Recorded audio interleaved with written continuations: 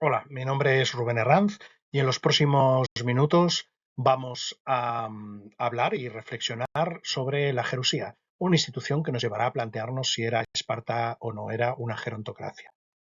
Bien, todos conocemos algo sobre Esparta, aunque no sea más que a través de las películas.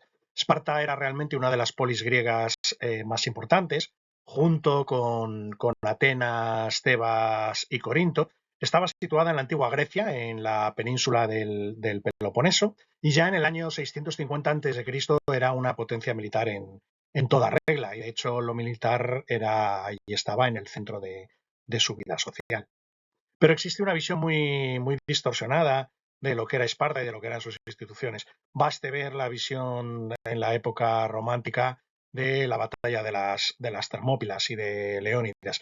Pues como vemos, absolutamente nada tiene que ver con una visión real, ni de una batalla, ni de los espartanos realmente. Esto se dio en muchas épocas. Veamos, por ejemplo, en época medieval cómo se creía que era esta polis griega. Pues realmente la imagen no responde para nada al modelo de una polis griega, sino más bien pues, a una ciudad centroeuropea medieval cualquiera. Bien, tradicionalmente se ha creído, se ha dicho que las existencias de Jerusías suponía que era un régimen gerontocrático de Gerontos, persona mayor, y Kratos, poder. Y se consideraba que era Esparta un ejemplo clásico. Realmente había quien incluso consideraba que era la única Jerusía que había existido. Parece que esto no es cierto, que en más sitios de Grecia existieron Jerusías. Incluso hay autores que defienden que fuera de la realidad griega también existieron Jerusías. Este sería un esquema complejo, desde luego complejo como para poderlo desarrollar plenamente durante los minutos que tenemos, pero que sitúa a la Jerusía dentro de la realidad espartana, dentro de una serie de equilibrios, poderes, contrapoderes que fueron evolucionando con el tiempo, y estos órganos pues fueron cambiando sus tareas y su importancia dentro del sistema y sus funciones, ¿no? Pero bueno, vamos a tratar de resumir de alguna manera en lo que se refiere a la Jerusía, para centrarnos en ello. La Jerusía era un modelo de los denominados consejos de ancianos y estaba formado por 30 espartanos, dos reyes y 28 gerontes. Gerontes que tenían todos ellos más de 60 años. Por eso se decía que era una institución gerontocrática. El sistema de elección lo conocemos gracias al romano Plutarco, que lo relata. Relata cómo los candidatos se presentaban ante la asamblea y allí eran aclamados por la multitud que asistía a la asamblea. Los electores, aquellas personas que en sus tablillas anotaban cuánto se había aplaudido, cuánto se había aclamado a cada candidato, estaban encerrados y solo oían los gritos de los candidatos, que iban saliendo uno a uno en un orden que se había sorteado y que, por supuesto, los electores no conocían, con lo cual los electores solo sabían que se había aplaudido al primer candidato, o cuánto se había aplaudido al segundo, cuánto al tercero, etcétera, y se proclamaba al que ellos entendían que había recibido más apoyos. Como podemos pensar, pues no es un sistema de elección muy habitual, muy al uso. Nos recuerda más bien los concursos modernos de televisión, más que un sistema de elecciones, ¿no? ¿Qué relación guardaba con la edad? Bueno, como hemos dicho, esas personas tenían más de 60 años, pero claro, la clave está en plantearnos el por qué.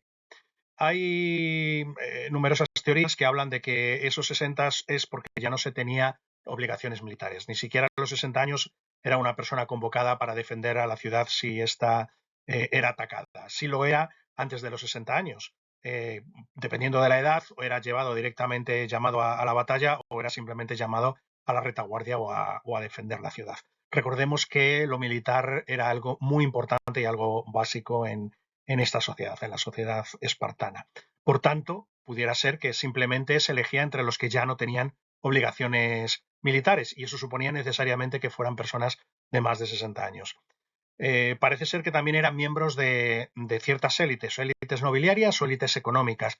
Se discute si esto era de facto, es decir, que la realidad hacía eso, que la gente eligiera a estas personas, o de jure, es decir, que solo estas personas tuvieran realmente derecho a presentarse como candidatos.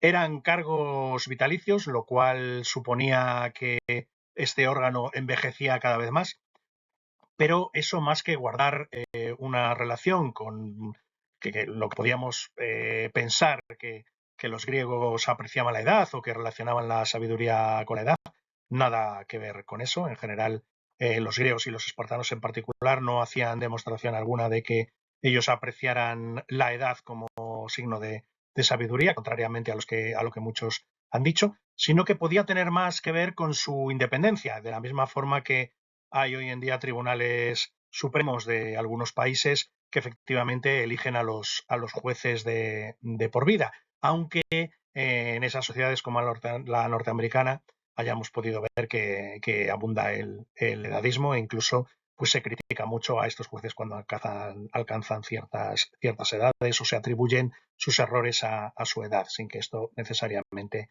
sea así. Bien, en lo que se refiere a las funciones de la Jerusía, las funciones son políticas y jurídicas. Las políticas no está muy claro que las detentaran durante mucho tiempo. Se cree que preparaban el orden del día de la asamblea y que quizá revisaba sus decisiones, aunque apenas hay constatados momentos en los que realmente se hiciera una revisión de las decisiones de la Asamblea y se echara alguna para atrás. Y en cuanto a las funciones jurídicas, pues parece ser que era un tribunal de justicia, pero únicamente y exclusivamente para aquellos casos más graves, que también eran muy poco comunes, como eran casos que se castigaban con la pena de muerte o el exilio de ciudadanos espartanos.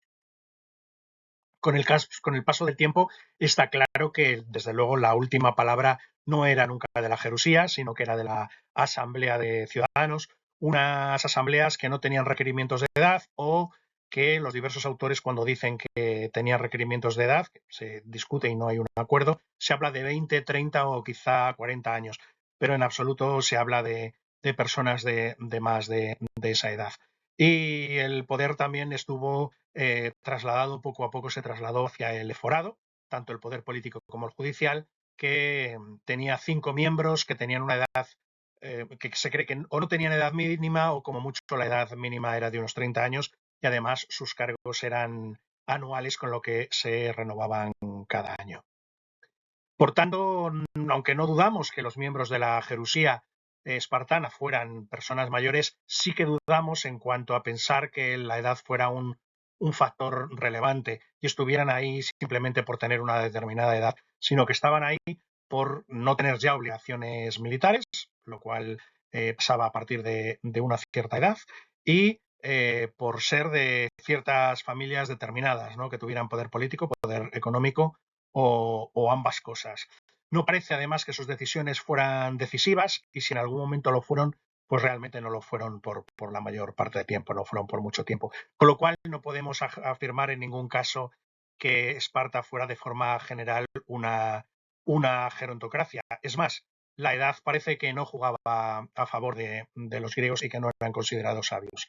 Incluso para terminar, podemos ver esta imagen de una cerámica griega en la cual la representación de la vejez no es precisamente, no sale bien parada. Ahí vemos a Heracles y Geras. Geras es la representación de la vejez. Como vemos, es un hombre pequeño, demacrado, arrugado, que apenas puede caminar y que además va a recibir un golpe por parte de Heracles, pero que apenas pues, representa un rival. Y esta realmente es una imagen mucho más mucho más cercana a lo que veían en la vejez y desde luego no era la capacidad para ostentar el poder.